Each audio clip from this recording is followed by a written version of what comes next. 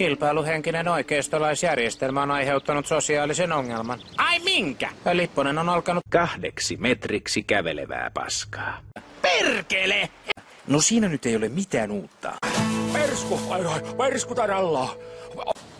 Kuka on kussut? Meidän tulemme sammuksiin. No, se on varmaankin Paavo Lipponen, ydinasevaltion hullu pääministeri. No voi perhana.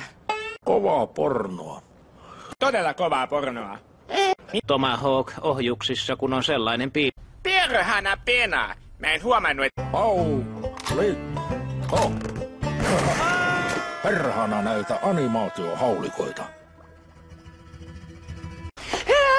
Aivan hirveää. En mä nyt tämän näköisenä voi mennä kameroiden eteen. Mähän näytän ihan naiselta. Halosen pylly on sellainen perunasäkki.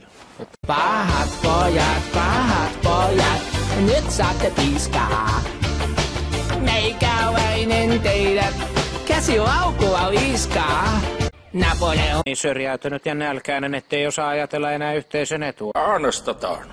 Muistutan hallituspuolueita siitä, että ryhmäkurista ei lipsuta. Vaikka nimi ois Zyskowitsi, niin ei se oo mikään Venäläinen Moskovitsi.